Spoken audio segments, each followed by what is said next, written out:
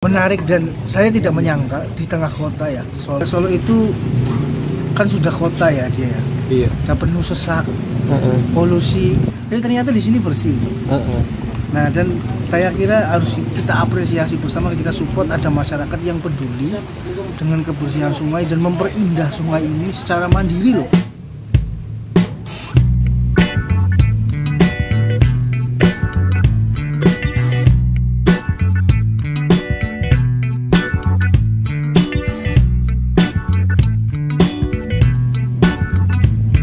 Kita juga bakal betul tempat mas, terutama anak mahasiswa mas buat kumpul, gitu kan, terutama di Solo Raya. Ini kan ada beberapa agenda kan mau kumpul. Ini salah satu yang bisa buat menarik teman-teman juga. Panitianya yang mencari tempat, yang cari tempat ini. Beliau. Iya apa? Tempat Saya ini sendiri selama jadi apa namanya panitia acara. Nah, menurut saya ini tempat ternyaman. Iya. Tempat ternyaman. Walaupun hujan kayak gini kita masih nyaman gitu loh kita masih. Karena yang menyatu dengan alam lah konsepnya gitu. Duduk di Kasepu ini nyaman. Kemudian kita bisa juga melihat view yang luas. Jadi ini benar-benar di riverside. Jadi benar-benar di pinggir kali ini ya. Joglo Bambu karena ini adalah tempat yang menarik di kota Solo dan ini baru ya. Saya ingin explore lebih lagi ya. Kalau kemarin kita sudah nunjukin untuk rute perjalanannya, baik kalian bisa lewat jalur darat ataupun jalur air ya. Kemarin sudah kita tunjukkan. Dan sepertinya di sana terdengar suara mikrofon yang dari sini sudah terdengar, tapi di kamera sudah masuk atau belum. Kita akan lihat suasananya. Jadi di sini sepertinya dimanfaatkan untuk diskusi ya. Kita akan melewatinya. Jadi ternyata Joglo Bambu ini selain dimanfaatkan untuk kalian nongkrong-nongkrong ataupun nyantai, kalian juga bisa memanfaatkan untuk komunitas kalian ya, entah itu diskusi atau meeting. Sebenarnya ini juga lumayan banyak kapasitasnya. Coba kita akan berhitung kira-kira berapa banyak. Ada 1, 2, 3, 4, sepertinya 30 orangan nampung ini. Mungkin satu saat kita bisa berdiskusi, ada metode yang bisa kita gunakan untuk itu, untuk memfilter, menyaring bagaimana kita tidak terjebak pada fenomena-fenomena palsu. Jadi di sini bisa dimanfaatkan untuk kalian meeting ataupun melakukan pertemuan-pertemuan, dan setelah itu nanti bisa wisata naik perahu. Atau kalian bisa langsung, karena ini adalah bulan puasa, jadi bisa langsung menikmati bukber atau buka bersama. Nah, di sini adalah tanaman hidroponik ya.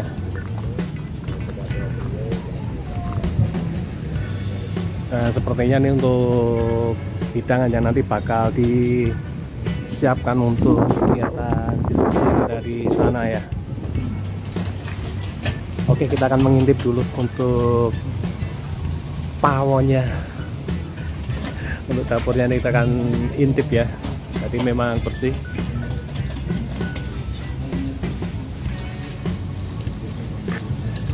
Boleh ngintip dapurnya ya Mbak.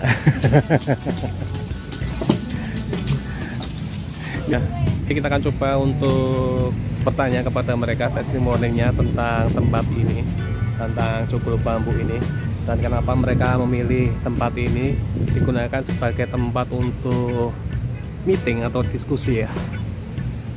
Oke, kita akan berjalan-jalan di sini. Jadi ini namanya riverside. Ini benar-benar tempat yang sangat dekat sekali dengan aliran air ya, dan sungai yang ada di sini. Menara pandang, walaupun tidak terlalu tinggi, tapi sepertinya juga kalau nongkrong di atas sana ya. Oke. Ini habis gerimis, jadi bambunya agak basah, tapi yang di atas masih terlihat kering. Jadi kita bisa duduk di sini. Sandalnya harusnya dilepas ya. Oke. Jadi ini adalah menara pandangnya yang ada di Joglo Bambu.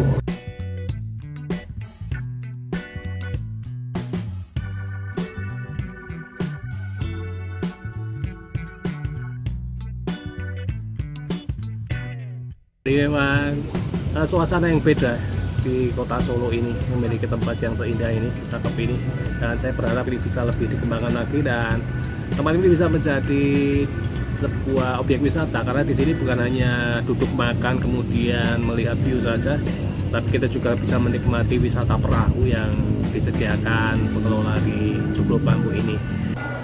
Adzan sudah berkumandang, artinya saatnya berbuka puasa.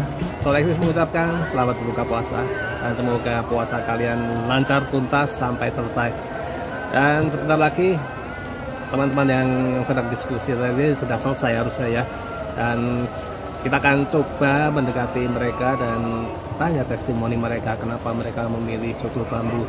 Dia dari mana? Solo atau dari luar kota? Dari Solo. Jadi ini ikut tadi ya diskusi tadi ya Mas ya. Jadi menariknya tempat ini menurut Mas siapa kalau boleh tahu? Mas Komang. Mas Komang. Kalau boleh tahu pendapatnya untuk lokasi ini seperti apa? Pendapat saya sendiri, lokasi ini bagus ya. Yang dulunya kita lihat itu masih mungkin banyak rumput. Sekarang udah dibangun, udah terrealisasi untuk bisa dijadikan sebagai kegiatan masyarakat. Jadi masyarakat sekitar membangun tempat ini, mungkin juga dibantu oleh pemerintah kota juga untuk menjadikan tempat ini tuh menjadi ikon yang fungsional. Iya. Baik untuk masyarakat kota Solo ataupun warga sekitar. Oh iya. Kali PP ini anak Bengawan Solo ya, berarti. Iya benar. Anak Bengawan Solo ini sebenarnya sungai ini kan dari dulu sumber kehidupan. Ya, kerajaan-kerajaan besar itu pasti dibangun dekat sungai. Sungai Nil, Sungai Gangga ya kan, Sungai Brantas. Nah ini Bengawan Solo. Sebenarnya sumber peradaban itu sungai itu. Nah tapi banyak yang tidak dijaga kan masalahnya hari ini. Nah dengan GMNI perkegiatan di dekat sungai ini, harapannya muncul kepedulian lah terhadap sungai itu sendiri, Mas. Kalau review testimoninya tentang tempat ini bagaimana? Menarik dan saya tidak menyangka di tengah kota ya Solo yang saya itu kalau ngelihat berita Solo itu kan sudah kota ya dia ya, udah penuh sesak, polusi udara banyak, dan seringkali diberitakan kalau Bengawan Solo kan banyak kotornya Mas, ada bangkai kan lewat ya kan, tapi ternyata di sini bersih. Nah dan saya kira harus kita apresiasi bersama, kita support ada masyarakat yang peduli dengan kebersihan sungai dan memperindah sungai ini secara mandiri loh, tanpa bantuan siapapun. Nah itu sampai saya harus kita dukung. Itu Mas. Ini sudah buka puasa, jangan makan dulu aja. Oke siap. Kalau kita mau share-share lagi boleh ya Mas? Boleh Mas. Oke terima kasih Mas. Ya. Jadi ini sudah saatnya untuk berbuka puasa. Jadi sistemnya di sini adalah prasmanan ya. Untuk menu-menunya. Puasa mutih. Ya. Asam biru benar. Asam biru oke guys.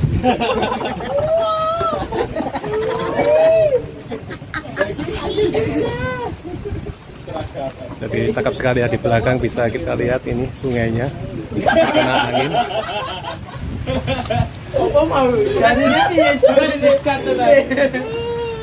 Jadi tempat ini menarik sekali untuk kalian manfaatkan untuk kegiatan-kegiatan semacam ini, diskusi, meeting ataupun apapun yang bisa membangun kebersamaan seperti mereka ya. Jadi ini nanti kita akan coba tanya-tanya lebih jauh tentang komunitas ini. Namun kita biarkan dulu untuk saat ini beliau menikmati menu buka puasa.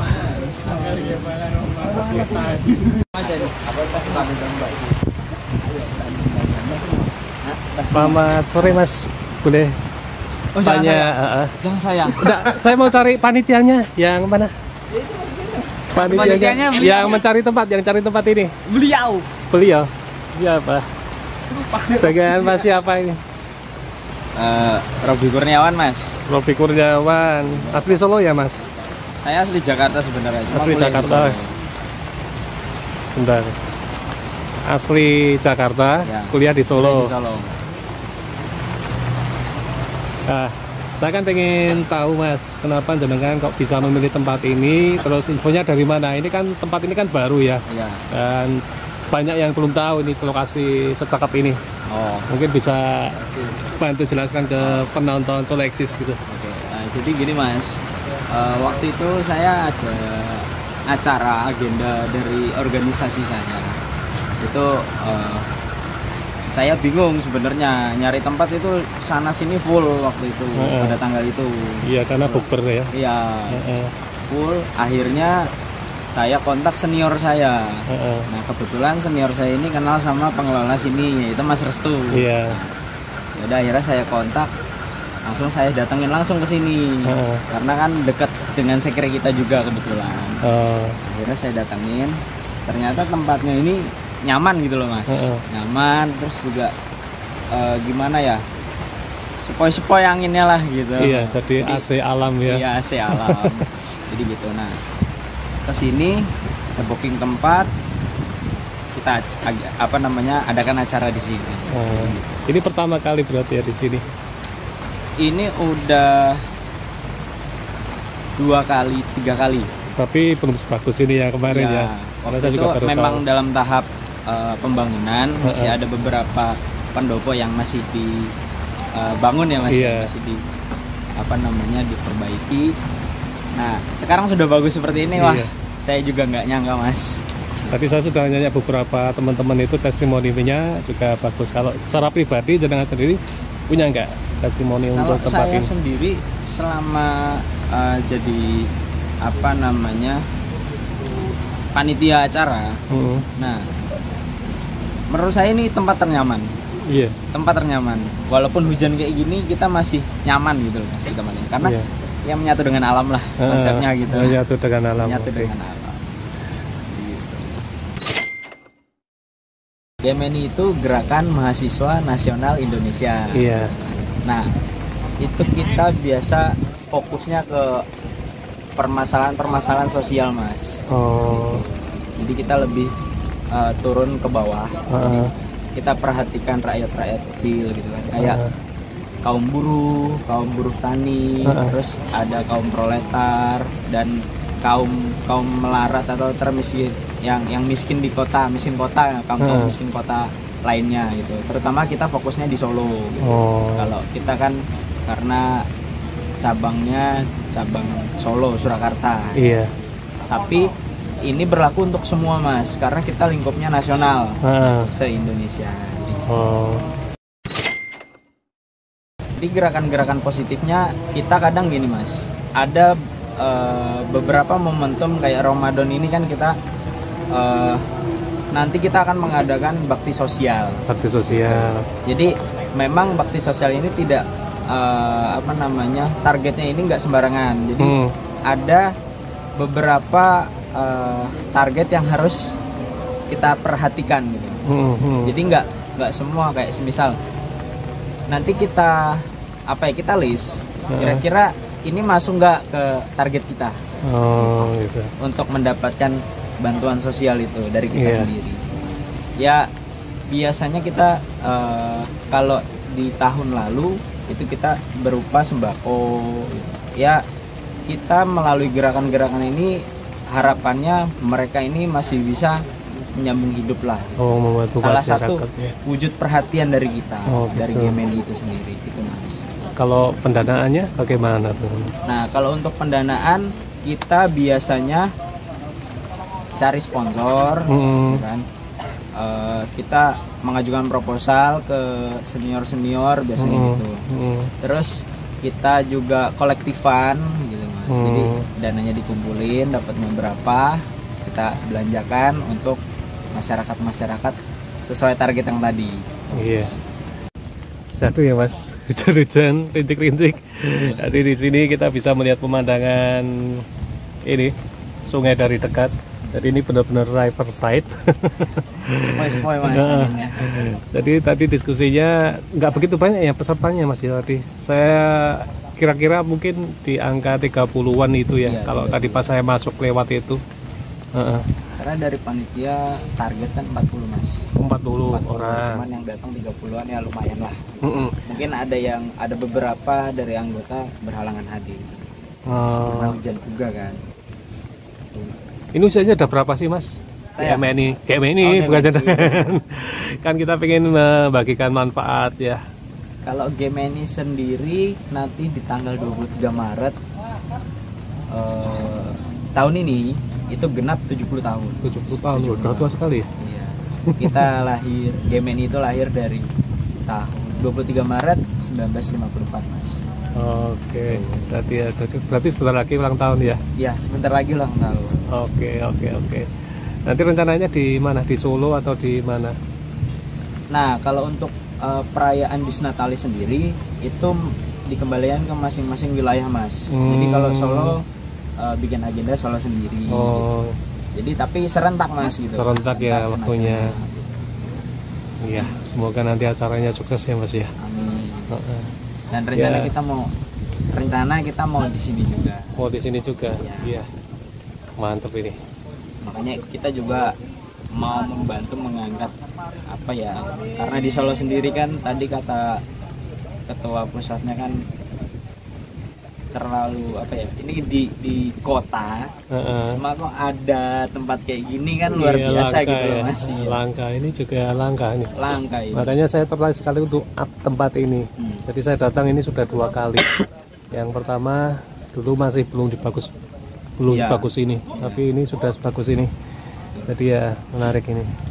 Oke mas, semoga nanti acara Disnatalisnya sukses dan sampai ketemu di lain kesempatan. Oke, kita ketemu lagi dengan ini pengelolanya Mas Restu ya. Ini kan tadi saya datang itu lihat ada ini namanya apa mas, gazebo ya yang besar itu. Gazebo itu dipakai untuk apa? Diskusi apa meeting ya, itu ya sama diskusi, arisan, meeting. Jadi untuk arisan juga cocok, arisan keluarga, PKK itu cocok ya. Cocok. Terus kalau mau gunakan tempat itu ada tarifnya enggak mas? Kalau untuk tarif mungkin lebih seikhlasnya aja karena untuk menangani sampahnya. Oh iya. Tapi kalau menunya boleh bawa sendiri atau wajib pesen dari sini? Ya kalau mau bawa menu sendiri sekarang ya itu jadi ada tarifnya, tapi kalau dari kita ya nanti itu dihilangkan, jadi nggak bayar lagi untuk retribusinya. Jadi pergerakan kita itu awalnya memang dari itu, jadi sebagai bentuk bayar hutang sama alam semesta. Nah seperti kita punya tempat ini terus berkembang jadi seperti ini itu bonus, jadi cuman bonusnya. Jadi untuk berkembang seperti apa, menjadi apa itu ya kita serahkan sama alam semesta aja mas. Jadi kan dulu tempat yang untuk pertemuan itu dulu ya? Enggak dulu, sampai sekarang pun saya untuk les gratis untuk masyarakat. Jadi untuk anak-anak SD ya, kalau SMP ya paling cuman kelas 1 SMP itu kita bikin les gratis setiap Selasa, Kamis, Sabtu di situ. Nah, terus kan kita menanam terus panen buat bikin ini. Jadi berkembangnya memang di luar ekspektasinya dan tidak di skenario. Terus setelah kita punya banyak anak, terus termasuk yang les, kita memikirkan gimana caranya makan. Kita bikin warung, minimal punya warung biar mereka kalau makan nggak susah gitu. Karena kita juga butuh tongkrongan kan Rob? Iya. Kita jadiin basecamp boleh? Ya. Kan Jadiin basecamp ya. bisa. Terima kasih supportnya luar biasa.